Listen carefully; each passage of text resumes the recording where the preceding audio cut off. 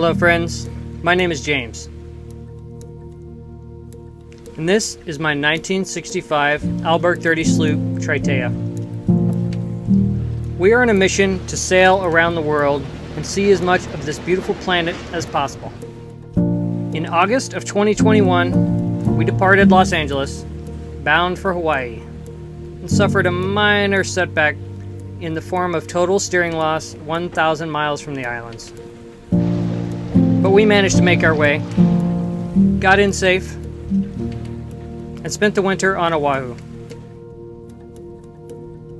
After a lot of boat work and exploring the Hawaiian Islands,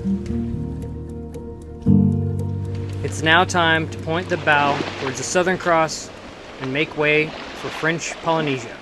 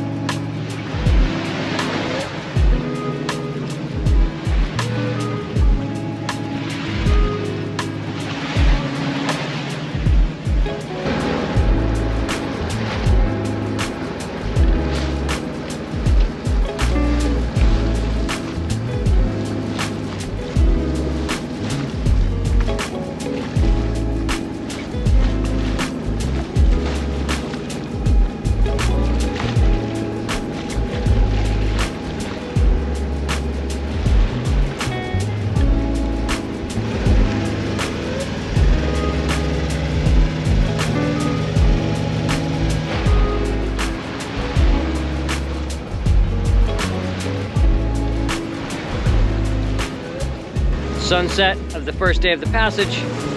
Been mellow motor sail today, been averaging 5 knots. Just been cruising along the west side, southwest side of the Big Island coast. We're about 2 miles from making our turn. That'll get us almost on point, and then we will round the southern tip of the Big Island in the middle of the night, around midnight. Beautiful, beautiful sunset. Crazy gorgeous.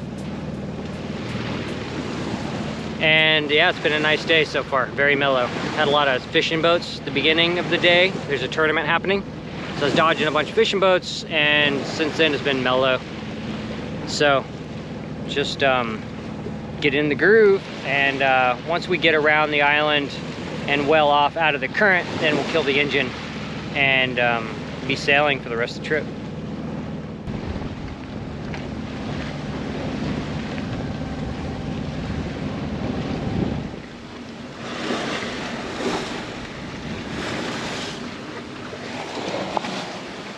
Just killed the engine and we're sailing about 34 miles south of the Big Island. Pretty blustery night. I made total rookie moves last night. The winds were forecasted to be really light. I should have known better though. I left the full main up and just paid it out as needed, but of course hammered by squalls all night. So it was such a dumb move on my part. But just getting back into the routine of ocean sailing. We're still in very light winds. I don't know, my wind meter went out. It's always worked, and then of course yesterday when I hauled up it suddenly didn't work. But it's probably blowing 10 knots, so not very high, not much wind to play with. But we got all of our headsail out and all of our main out, and we're making 4 knots, and yeah, it's nice to have the engine off.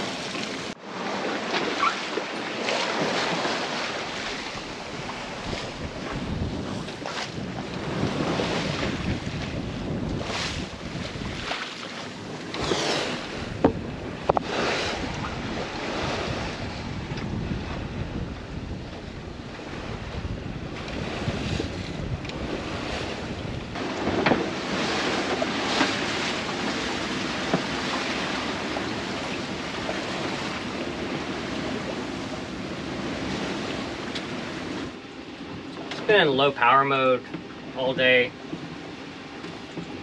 Trying to get my sea legs back. Haven't gotten seasick, but I want to keep it that way. Pretty lumpy. We're gonna be making, it's gonna be pretty wet for the next week.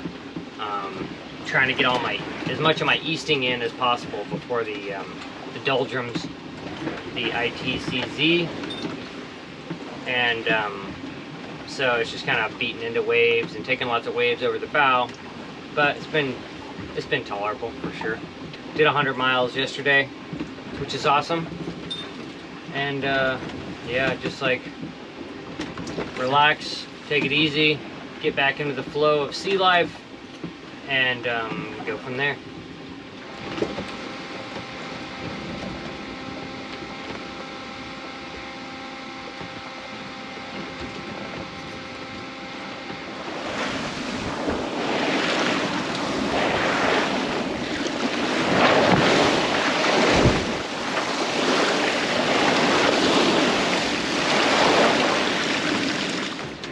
It's 2:30 in the morning. We have a ship kind of close to us. It's not showing up on my AIS yet.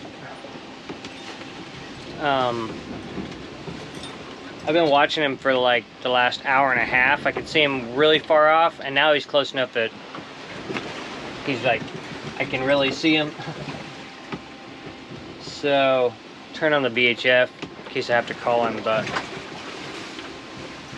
the AIS is working, so if his AIS is on, an alarm should go off when he gets within 2 miles, but I'd prefer to stay more than 2 miles away from him.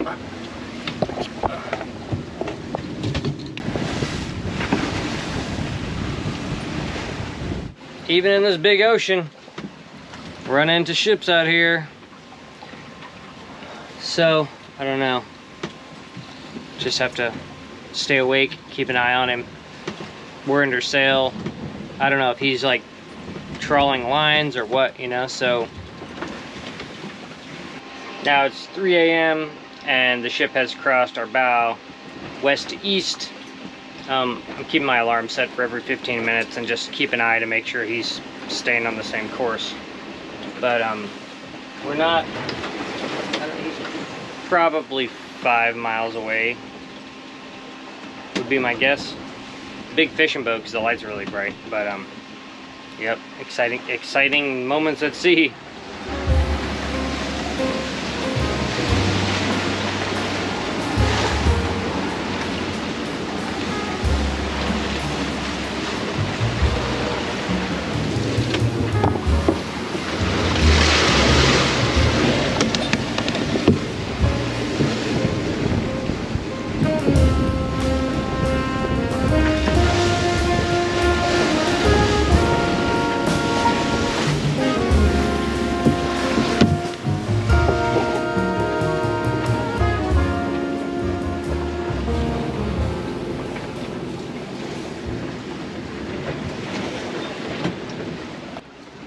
Healthy little squall just hit. Full sail out. Well, not full sail. The mainsail has one reef in it, but I had all the headsail out. We're screaming along now.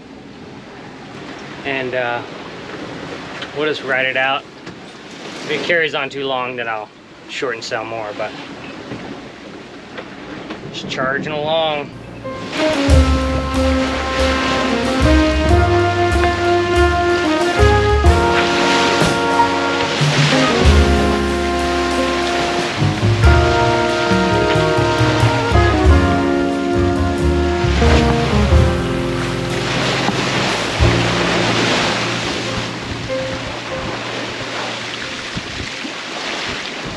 I thought the anchor was banging on the hull.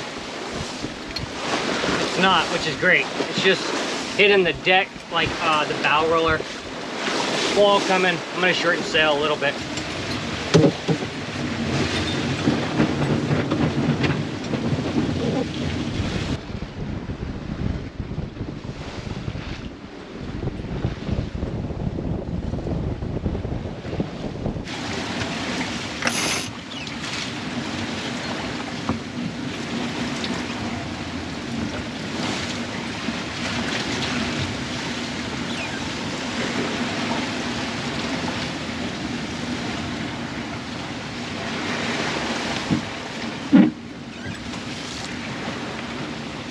brutal sea right now.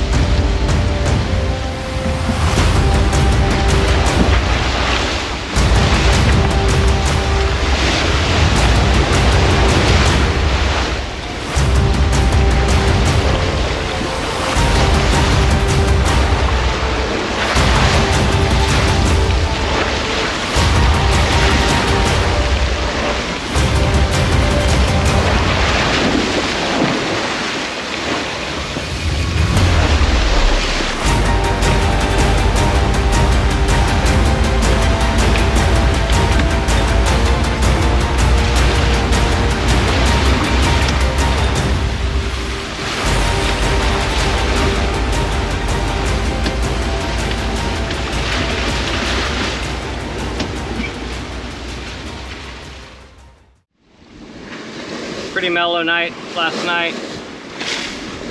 Yesterday it was really abusive. Winds were at force 6 kind of all day yesterday, and the seas that go with it, it was really gnarly. We made great time yesterday, and like I said, last night was pretty chill. With the new sails and the new hydrovane, it's working behind me.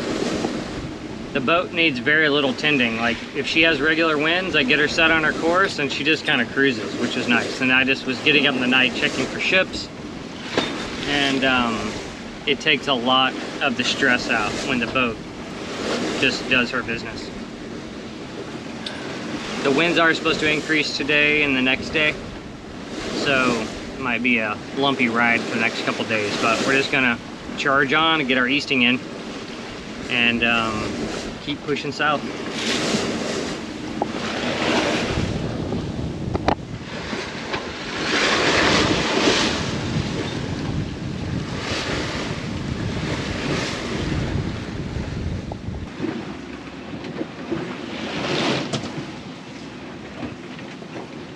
We've had a great turning point today. I'm finally able to read. I'm reading The Best Stories of the South Seas, edited by Philip Snow. Published in 1967. I was also reading Yarns by Tristan Jones, who is hilarious and a brilliant writer. That was a nice change of pace, being able to finally read again. This is day 5 at noon. Just did my noon position. Also, today was the first day I actually was able to eat a sandwich. Made a peanut butter and jelly sandwich. High living over here. I haven't been seasick, but I have been seasick adjacent, is what I always say. So it's been like a constant struggle to not be seasick. And I've done very well at that. But that meant eating very little for the last 5 days.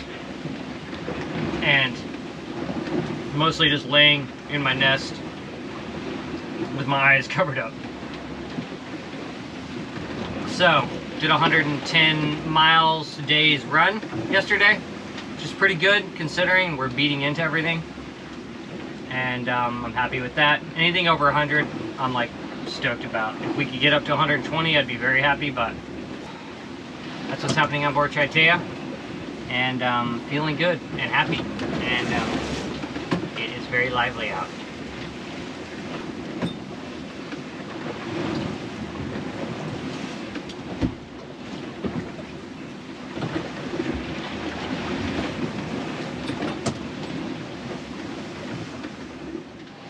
So, Patagonia Provisions sent me a box of goodies before I left.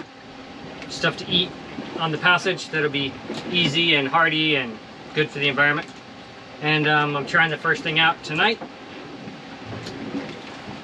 Kernza fusilli pasta. Perennial grain pasta, it says. And yeah, I'm excited to have a real meal. The boat's a little wild, so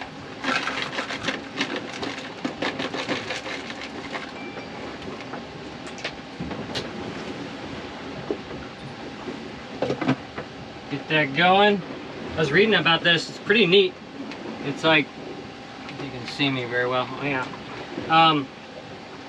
It says our fusilli gets its nutty, buttery flavor from the kernza, a perennial crop that makes delicious pasta and shows us revolutionary new way to grow grain. Now, they're not paying me to do a commercial.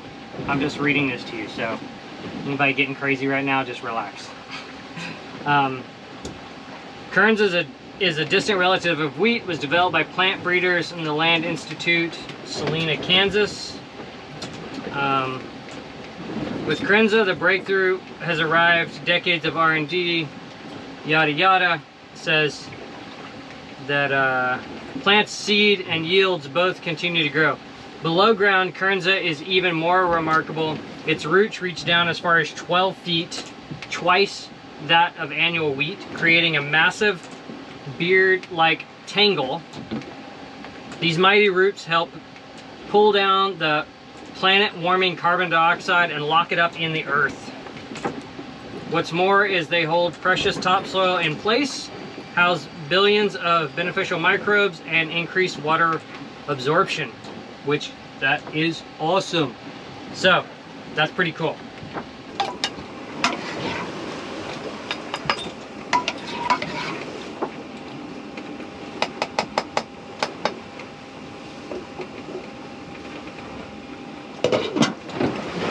Bon appetit.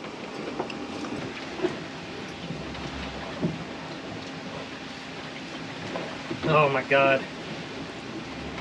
It's so good to have a hot meal after so many days. This is day 6. Tastes fantastic. Just use traditional red sauce on it. Stoked.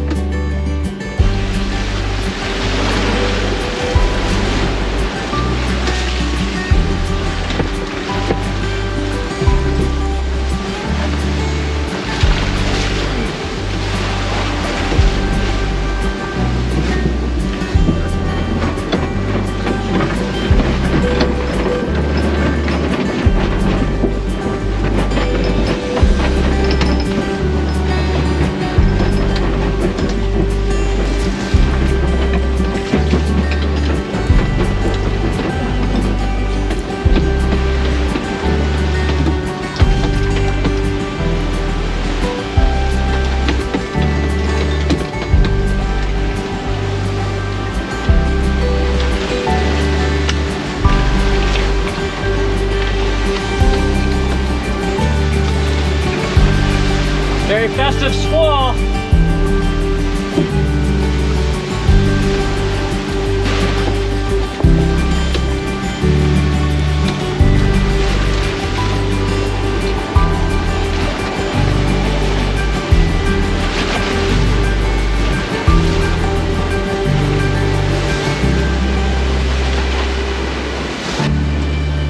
So the funniest part about that squall was that minutes before that squall hit, we crossed between 10 degrees latitude and 9 degrees latitude, which I've been waiting for and excited about because it signals like the single-digit countdown to the equator. We're still 600 miles away, but I'm stoked about it. But it also signals that we are entering the ITCZ, the Intertropical Convergence Zone, which is where the trade winds from the northern hemisphere collide with the trade winds from the southern hemisphere, and they cancel each other out, and that creates the doldrums. So there's like periods of calm, but that area is also known for pretty extreme thunderstorms, squalls, and all that stuff. So we were literally just crossed the line when that storm hit, that squall hit. And that was the biggest squall for sure of this whole passage, night or day. It wasn't too insane, but high enough winds that the rail was completely underwater for a fair amount of time until I got up there and got it dealt with. And the other funny thing is I washed my hair this morning because I was waiting for a squall like this so I could bathe in the daylight, and it never showed up. So today I was like, okay, it's Sunday. I like to, you know, if there's not a way to bathe naturally like that under passage, every Sunday I allow myself as little amount of fresh water as possible to get clean. Start the week off right, fresh start, and happy. So yeah, it was funny though. But luckily I didn't get hit by any seawater. I would have been so bummed. So it was all freshwater rain, but still getting rowdy out there. But squall's passed now, visibility's returned. But yeah, we'll see. Underwater there. This is supposed to kind of be the tail end of the trade winds up this way. Starting tomorrow, we should be in the ITCZ, where the winds are going to start getting, they're going to die way off, supposedly, tomorrow. And then they're going to change directions in probably 3 days time, is my guess. We'll start hitting the southeasterly trades in the southern hemisphere, from the southern hemisphere. I gotta say, after pounding into everything for today's the 8th day I've been at sea, I'm gonna look forward to some calm days, even if it sacrifices a little bit of time, just to have the boat a little less like chaotic.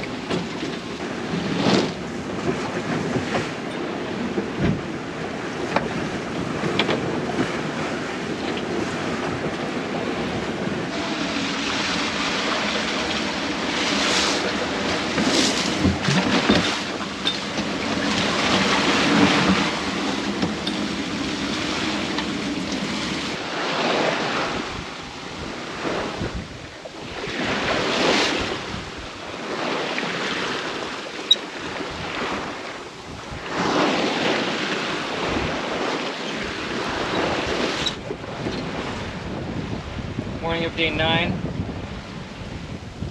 and I was up every hour last night because we're going through a shipping lane. Not a ton of traffic between the Tuamotus and Hawaii, which is good, but last night I had to get back on my hourly sort of watch schedule. Before I'd been doing 2 hours because there's just no boats, and my AAS works now, so last night though I was watching, didn't see anything, but I guess around 4 the winds tapered off, the seas settled down, and it's so pleasant now after being just kind of like abused for 8 days straight. Even though we're not going as fast as obviously I'd like, it's nice to be able to relax and just have some peace. Just had a boogie bird fly by. Haven't seen a boogie bird since we left Hawaii, so that was cool. We did a flyby, said what's up, and it's gorgeous out. There's a very faint rainbow on the horizon, western horizon. I'm not sure if it shows up on camera. Very, very faint, but man, it is very pleasant out right now. And I'm gonna make some tea and get my day started.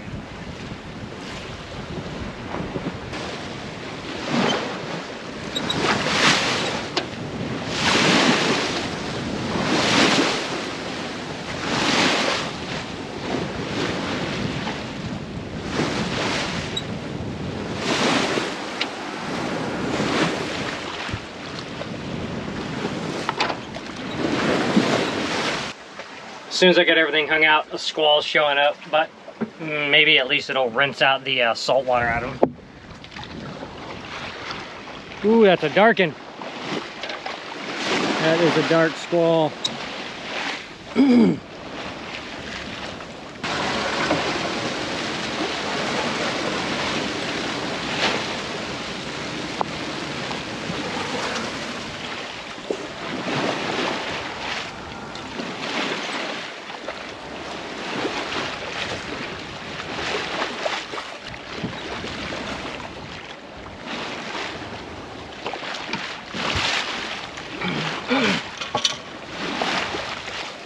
It is lovely out.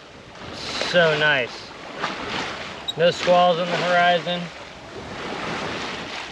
We're sailing at about, I don't know, 3 or 4 knots. I shipped the second reef out of the main. We have the full head sail up.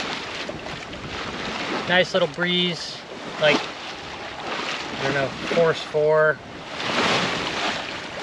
My wind gauge stopped working, so I've been just logging and referring to the winds by the Beaufort scale because that's the way it was done for centuries, and it's a range, you know, since I don't have an exact number. But force 4, probably feels like 9 to 12 knots of wind, you know. I think it might be 11 is force 4, but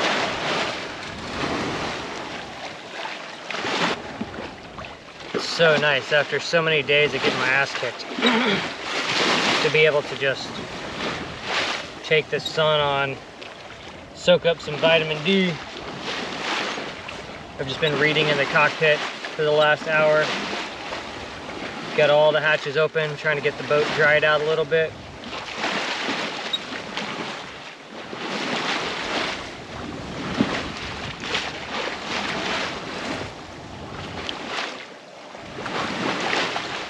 That's what it's all about.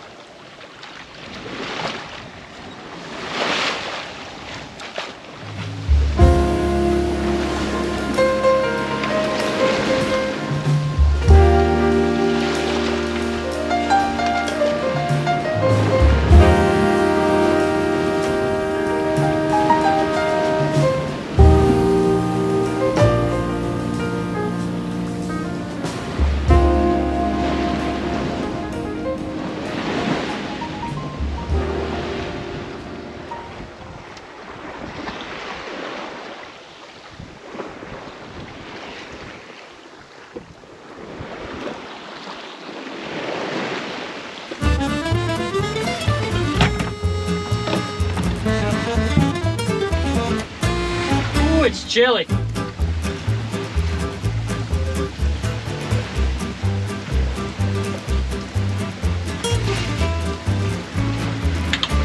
Very chilly.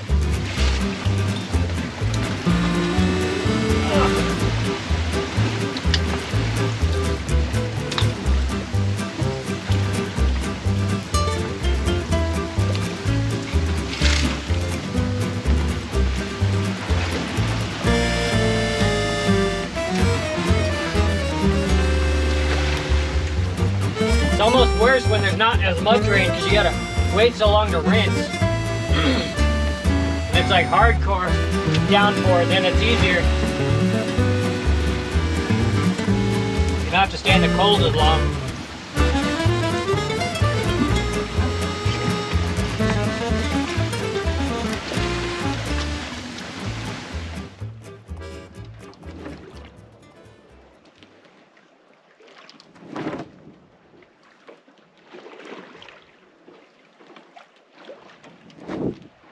I'm currently getting the full doldrums experience. Been becalmed for an hour.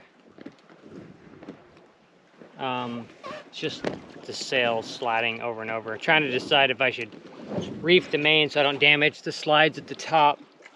The sliding's not too violent because the swells aren't crazy, but if it gets worse, then I'll have to drop the main.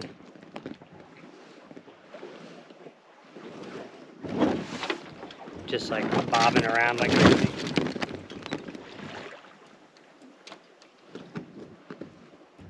Problem is, you drop the sails, if there's any wind, you could get moving and you don't have your sails up. But if you leave them up, then the slides get damaged and it blows out the webbing.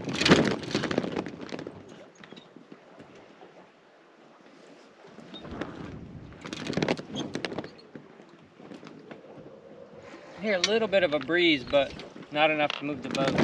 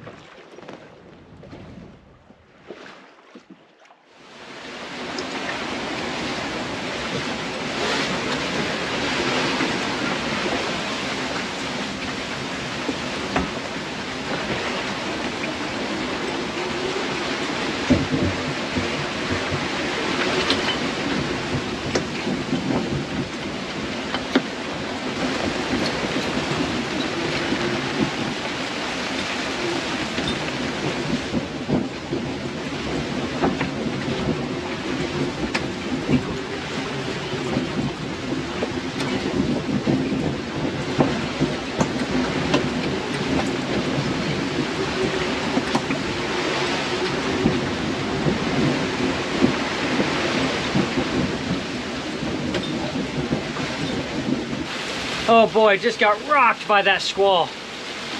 Lightning, a little bit of thunder, quite a bit of lightning, and then boom, 25, 30 knots of wind. Luckily, I already had the second reef in the main because it was sliding earlier in the doldrums. I just left it down because the skies are so dark. I was like, we'll just play it by ear. But I had a 125% Genoa out. Anyway, I managed to get all the sail in, and we'll just ride it out. But boy, that was a wild ride out there. They say that these storms in the doldrums have a lot more teeth, and this one for sure did.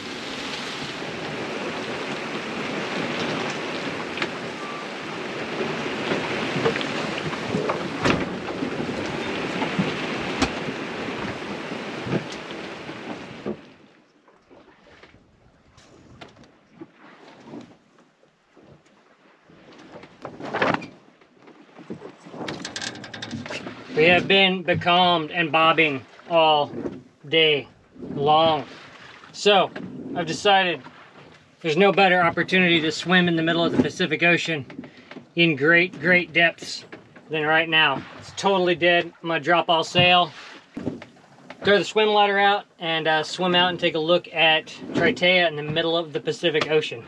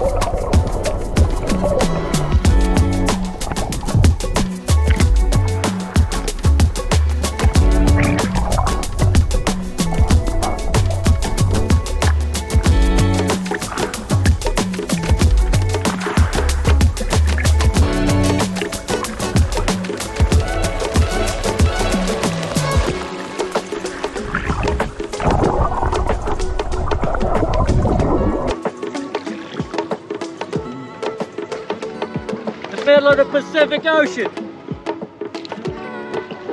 There's jellyfish all over the place. They're lighting up with colors. They have long tentacles. They're like that big. Portuguese man-o-war right there. Carcinomes littered around. It's cool. Water is pretty warm.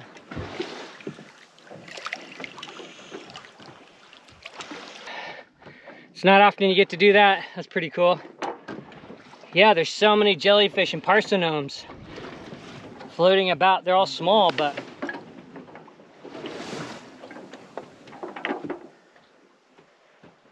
really cool. Might as well take advantage of the doldrums, right?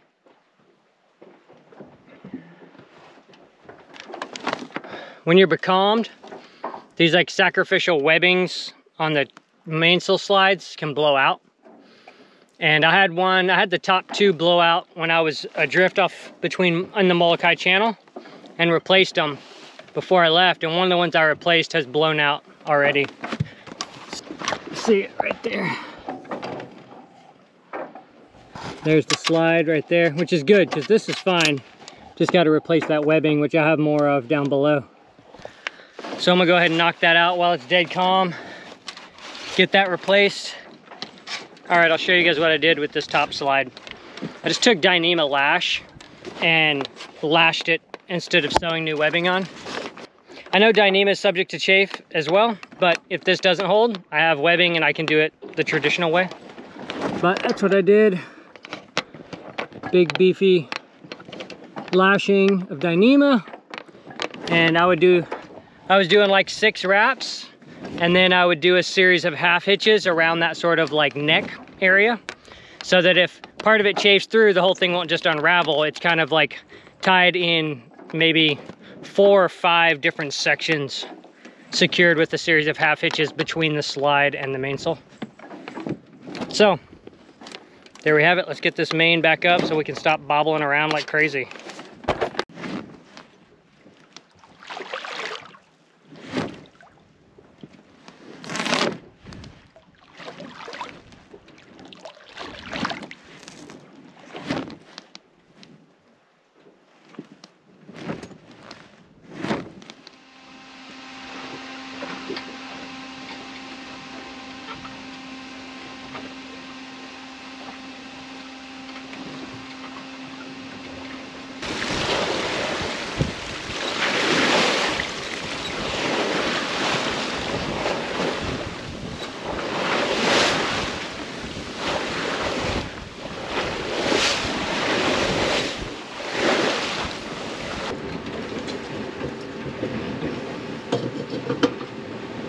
Trying to make dinner and it's totally bonkers outside. I don't have the right pot holders, so these ones I have prevent it from gimbaling all the way, which isn't necessarily bad because it's so wild out they would be flying all over the place. But I have a steak knife in the handle of this one little saucepan to try to keep it from sliding. Just trying to make do what I got. It is super silly out right now, but gotta make dinner.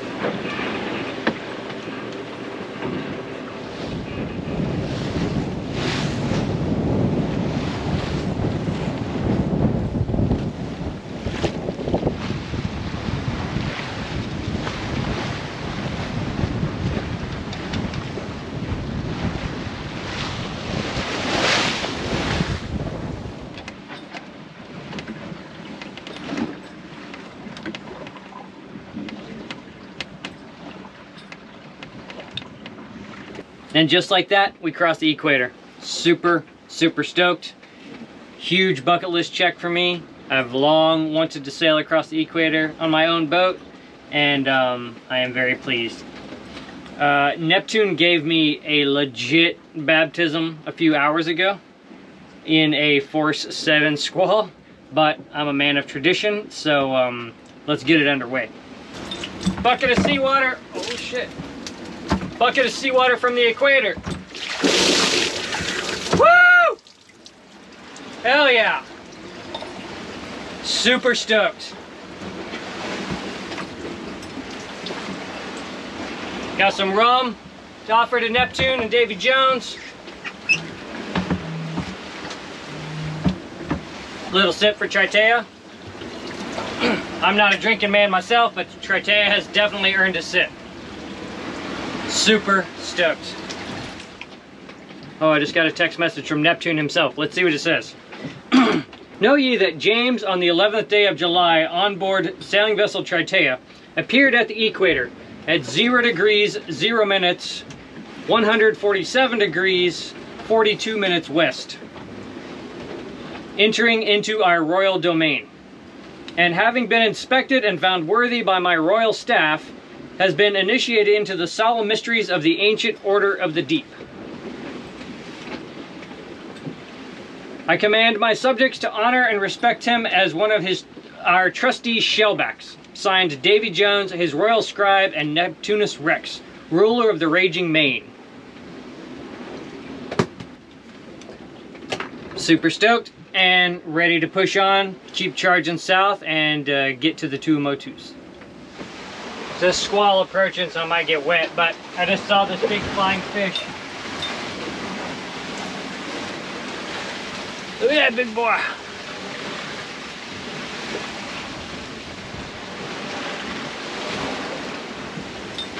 He's a big one.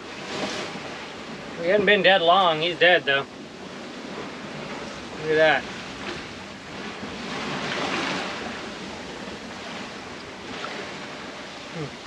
He'll feed the other fishes.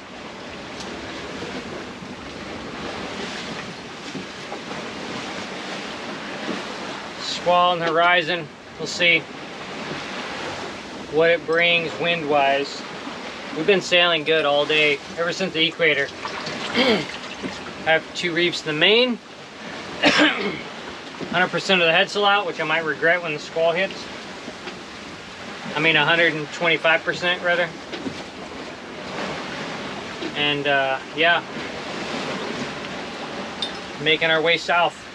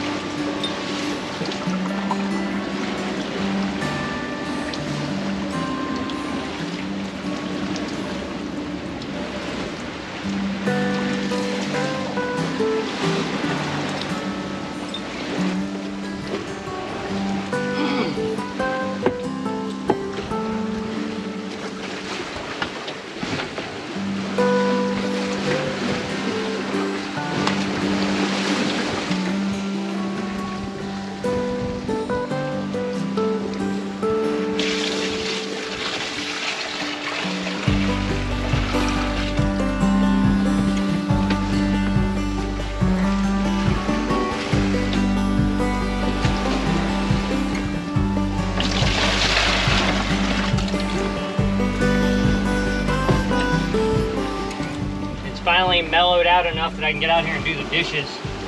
You guys might be wondering by now why I've worn these shorts seemingly every time you've seen me on camera. It's because I just put these on when I'm in the cockpit because they're swim trunks, and this has been the wettest sail ever. It's like up until, other than the doldrums and like right now, there's just waves breaking over the quarter constantly. So instead of just like having all of my clothing wet, I just put on swim trunks when I'm out here. Now I gotta sit out here and do the dishes, get them all done. The seas and winds finally mellowed out. The winds mellowed out last night. The seas finally kind of laid down early this morning, which is great. I'm stoked about.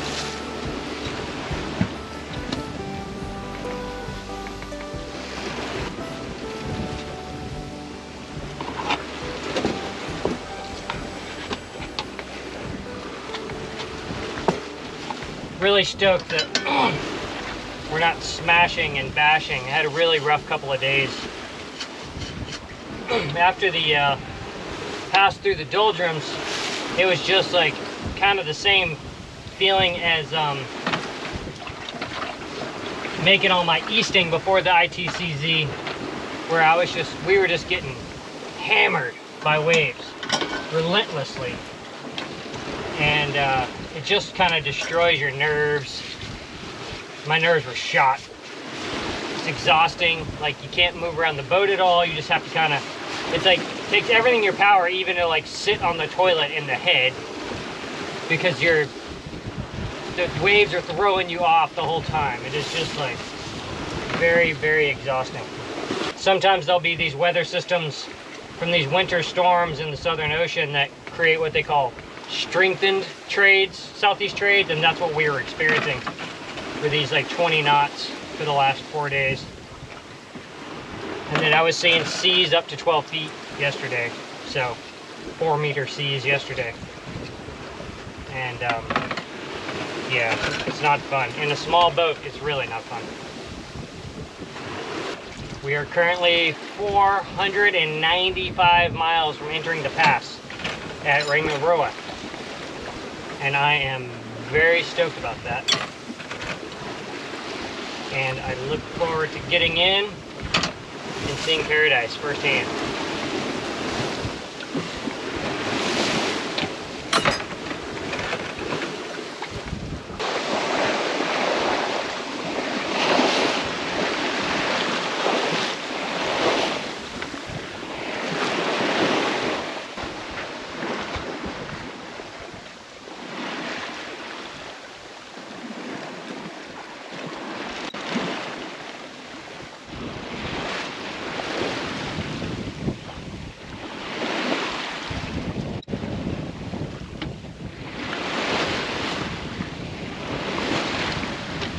I'm just sitting in the cockpit, having dinner, having pasta. We're 150 miles from Carolina Island, due west of us right now. And I studied quite a bit David Lewis's We the Navigators book. I've read it twice through, and I've been going back over it, making notes, because I'm interested in watching for like the birds that the Polynesian wayfinders use for navigation. Just yesterday, I was going through and writing down in my logbook in the last page the mileages for the different birds. I'm sitting here eating, and sure enough, an Eva bird, a great frigate bird, flies over. Now they have a 150-mile radius is their known radius, because they can't land on the water, so they have to roost at night. So he is for sure from Carolina Island. And I also saw two brown boobies, which I didn't think that their range was quite that, but maybe they were another type of booby that I'm not sure about.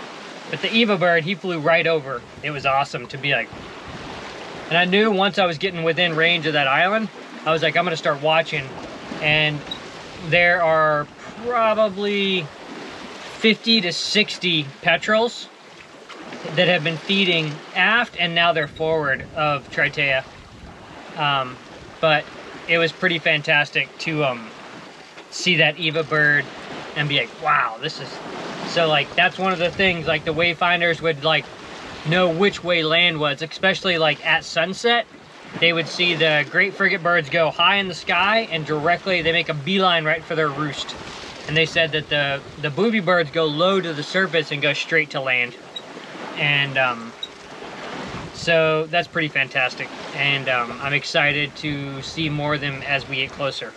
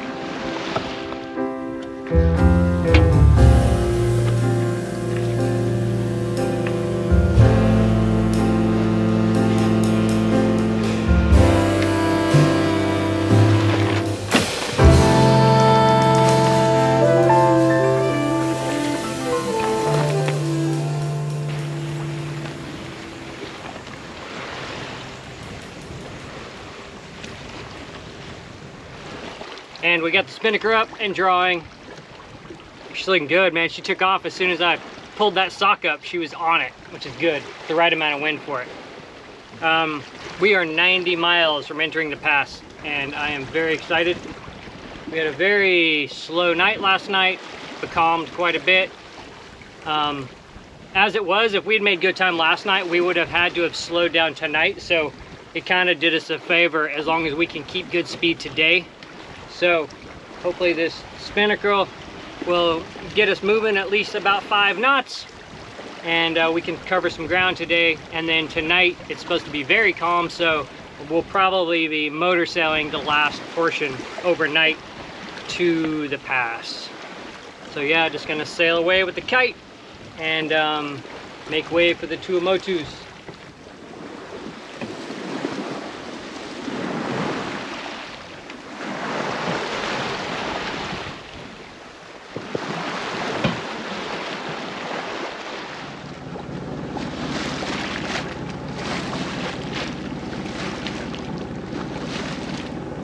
It is dawn on the last morning of the passage.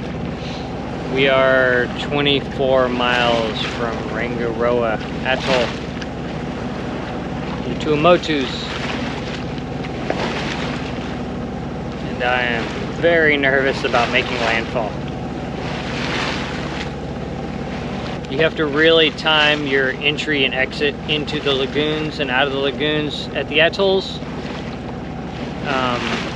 very closely, because it can be very dangerous in the passes if you don't get the timing right, due to the large amount of water that flows in and out, the currents and all that stuff. So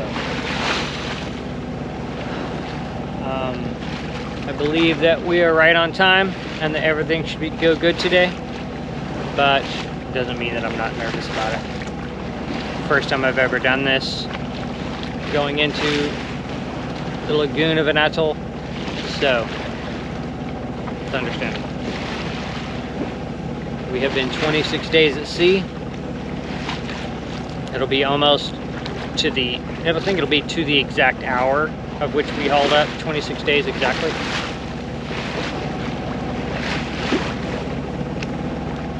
And I'm ready to get in and get the hook set.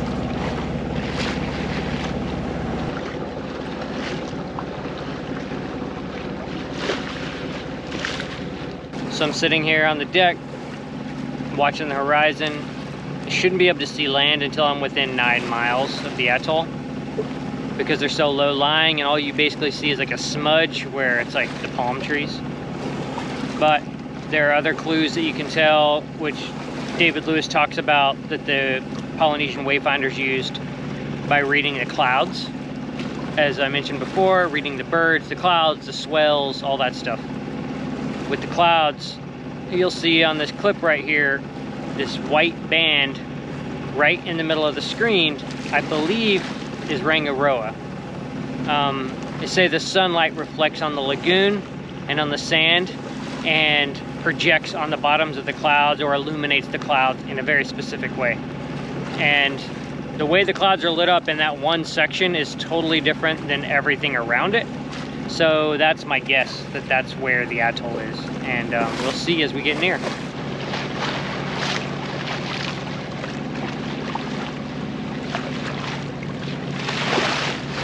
Land ho, my friends, land ho.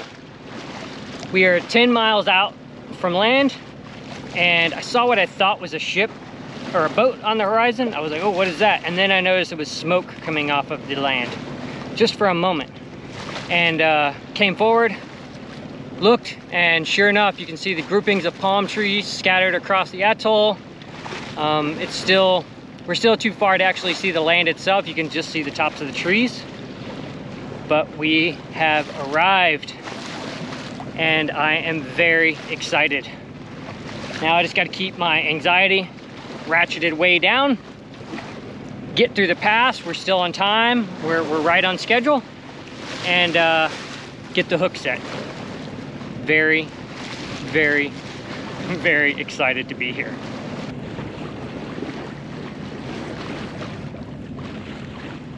We are 1 mile from entering the pass. There's a large catamaran. AS says they're called Tiaba. I slowed off so that I'll watch them go through first and then I'll follow them in, depending on how it looks when they go through. I mean, they're a big boat, so they're not going to move as much as me, but looks like the catamaran's going for it. See him on the AIS.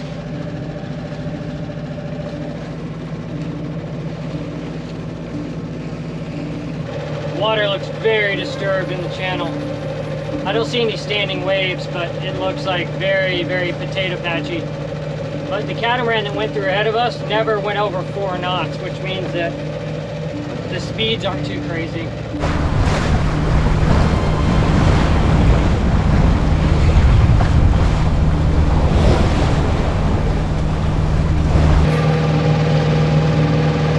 Right now we're in the mouth of the channel, and I'm hoping once we get into the proper channel, it'll kind of normalize.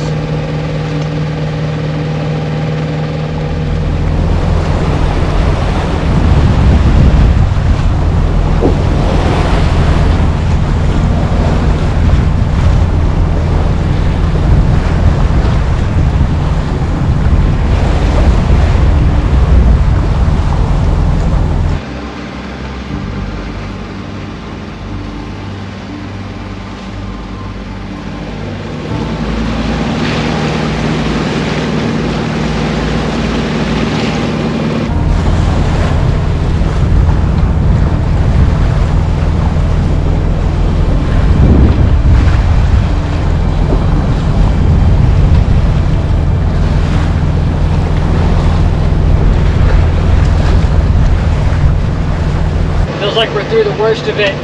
We're still only doing like 1.5 knots and sometimes 0 knots, 1.1 knots, but it feels like we're making way. We are actually in the pass now, and it's definitely mellowed out compared to the potato patch, like right there at the mouth of it.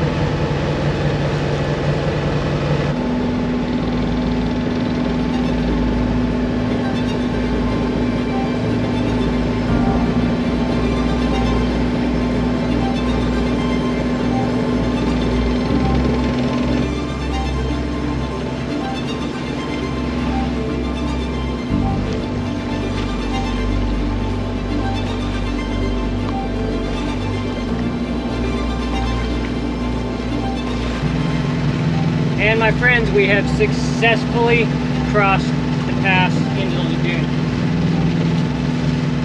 Very stressful, and I am stoked that that's done. Now let's get this anchor set.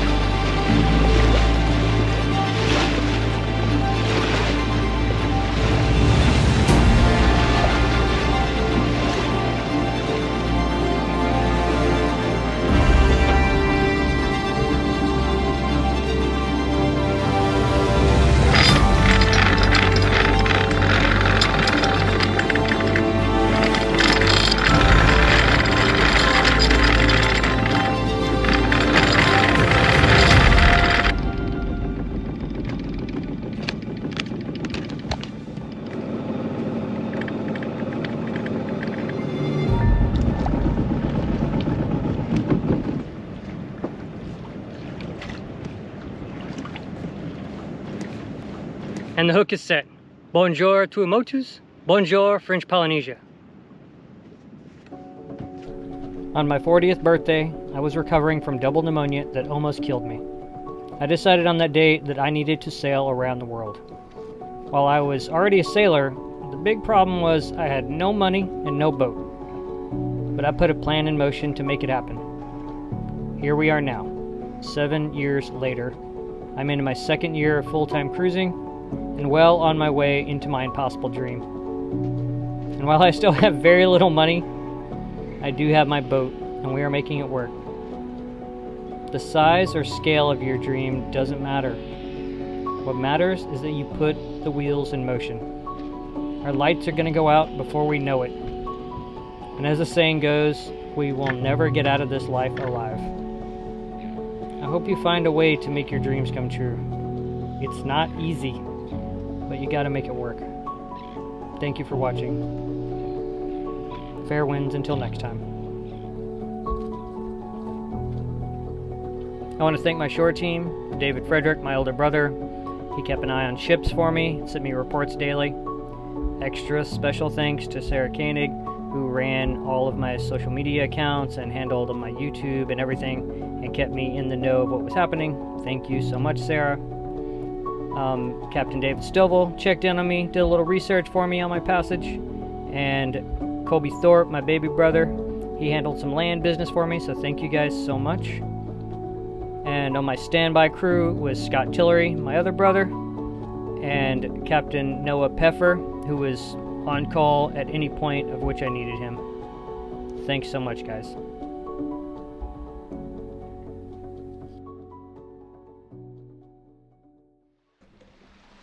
Make sure you hit that subscribe button so you don't miss any of the future adventure videos as I make my way through the South Pacific.